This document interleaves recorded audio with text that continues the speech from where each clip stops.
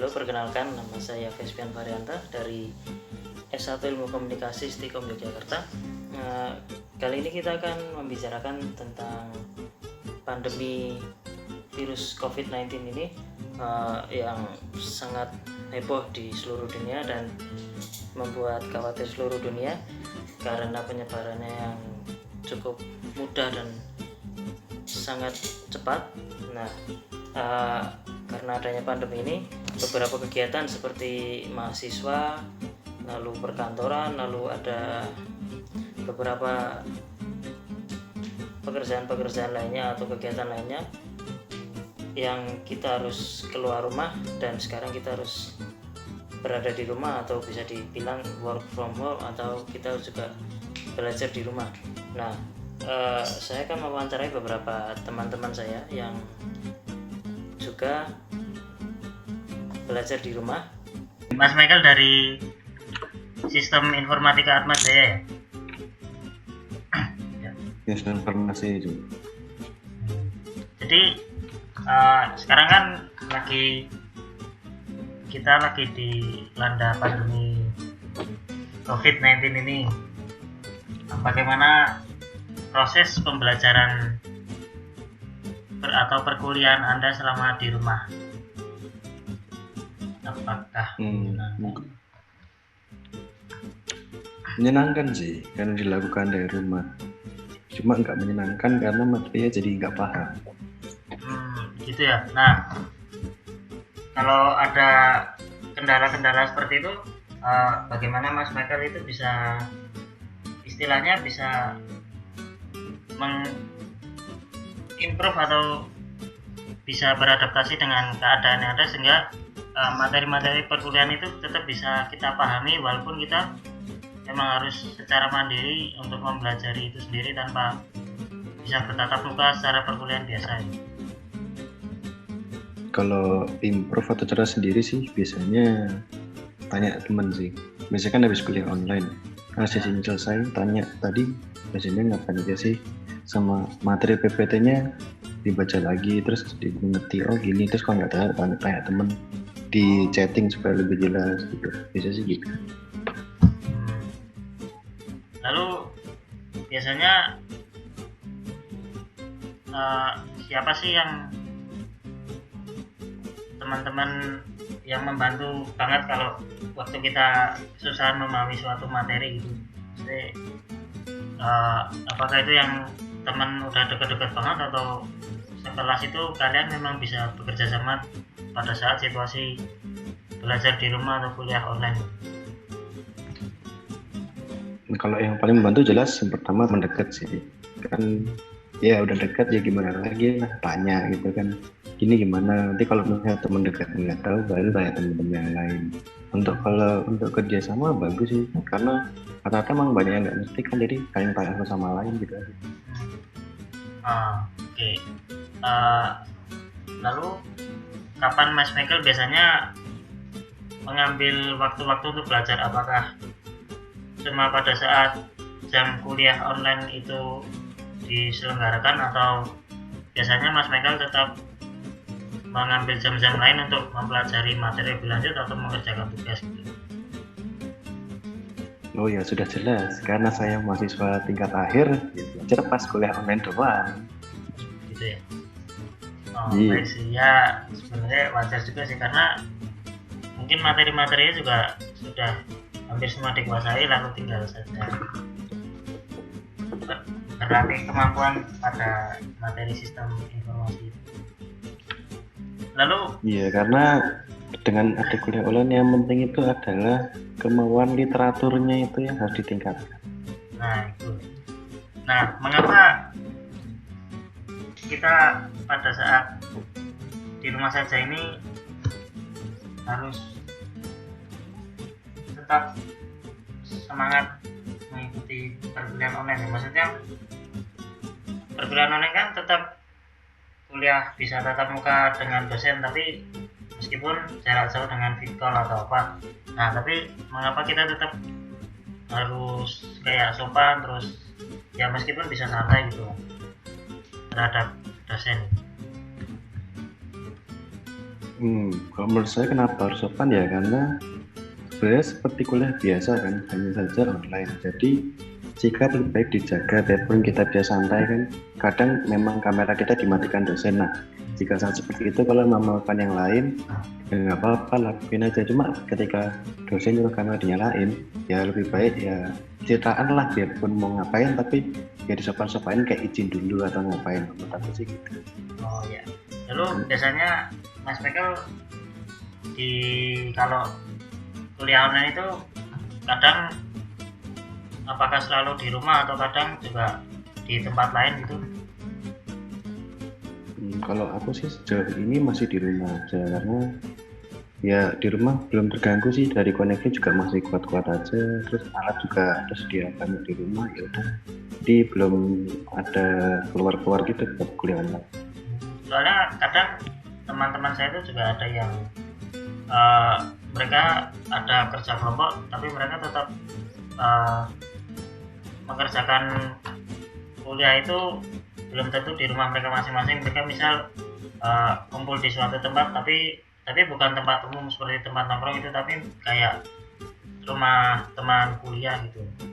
Apakah pernah juga? Oh, itu pernah sekali sih waktu tes online kemarin, saya ngerjain di rumah teman saya. Oke.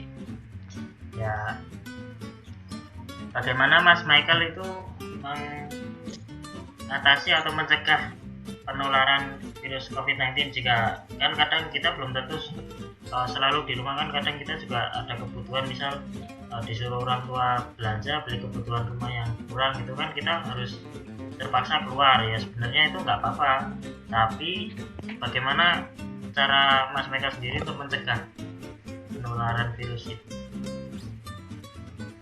Cara mencegah sendiri kalau dari rumah, sebelum keluar tuh yang penting bekalnya harus matang.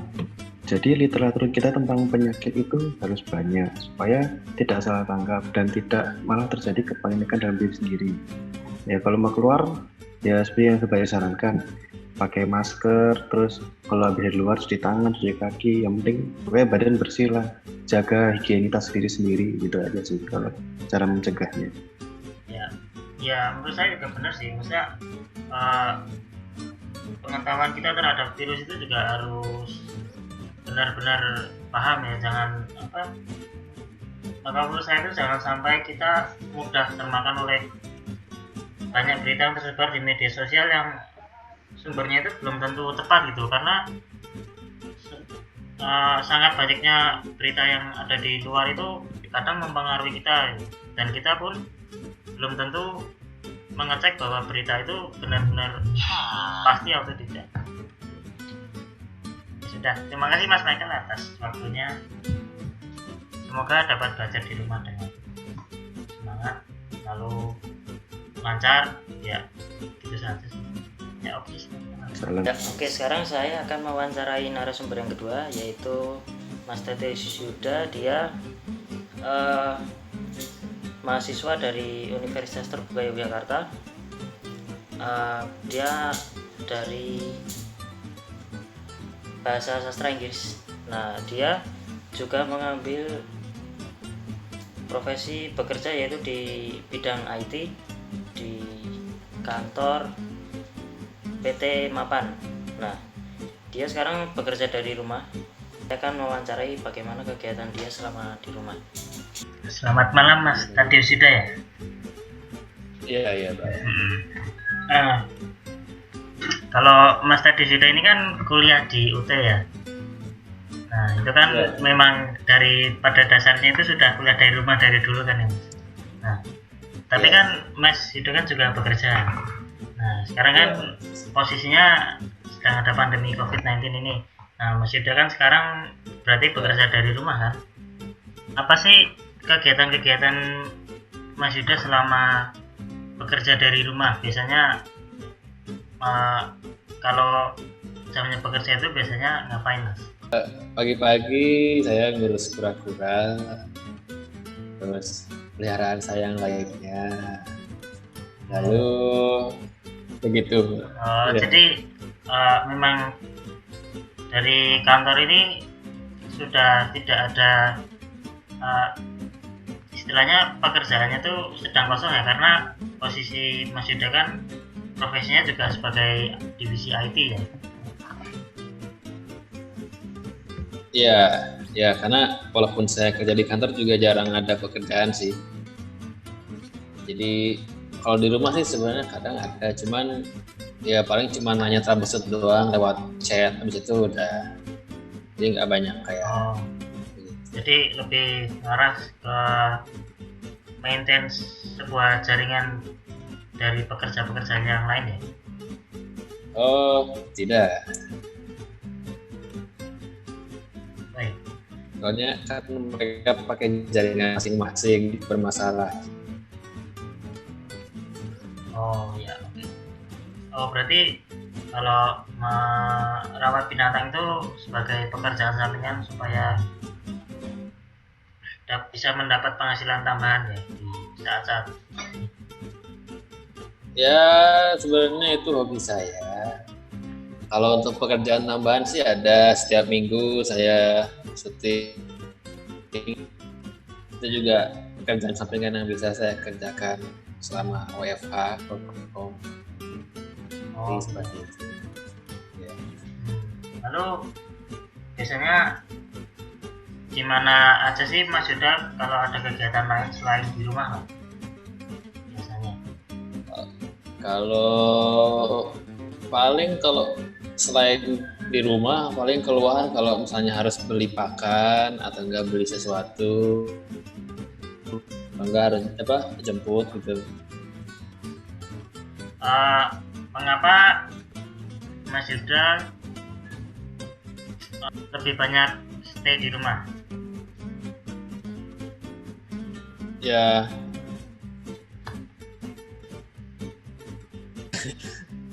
karena ada tanggung jawab yang harus dikerjakan di rumah sama hemat uang, Mas.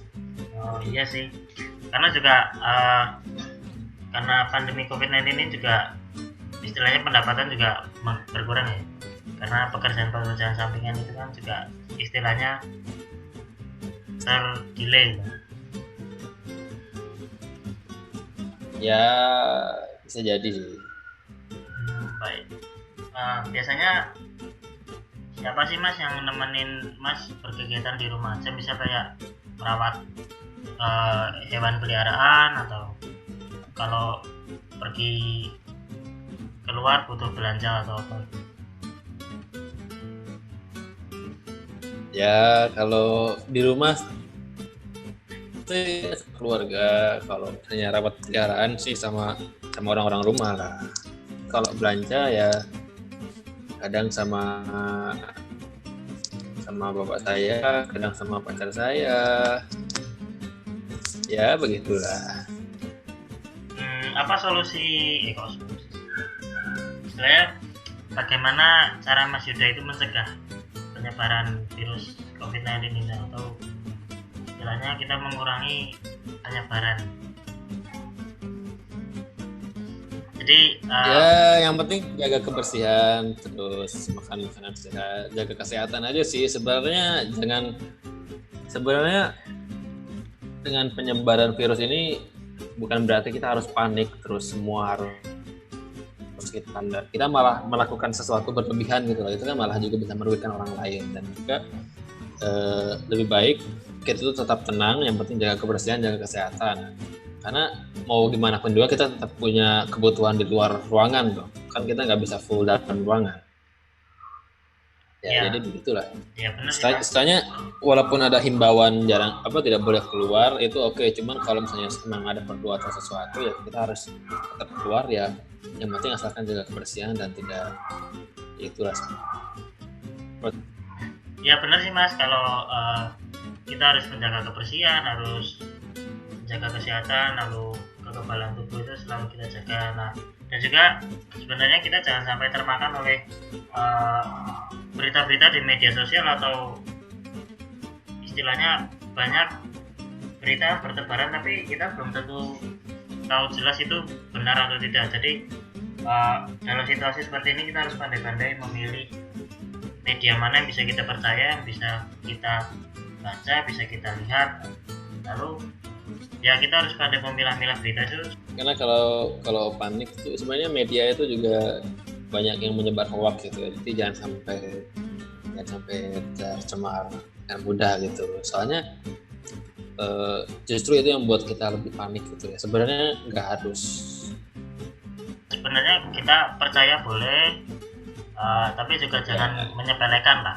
Jadi ya harus smart lah. Jangan seperti netizen yang terlalu parno gitu ya. Nah itu yang sebenarnya bagaimana pemerintah kita itu harus istilahnya mempunyai cara untuk membuat supaya warga-warga di negaranya itu tidak panik karena berita-berita yang bisa membuat mereka takut atau panik atau menjadi was-was gitu. Kalau kita kena gejala-gejala sedikit lalu kita lihat berita, waduh kita semakin takut, jadi kita bisa down, lalu kesehatan kita bisa terganggu lah, itu malah bahaya. Nah yang harus diperhatikan sebenarnya itu ya mungkin makanya. Itu aja sih Mas ya. Terima kasih Mas atas waktunya pada malam hari ini, semoga sukses terus dapat Oke, bekerja dengan lancar dan belajar dengan lancar. See you next time, goodbye.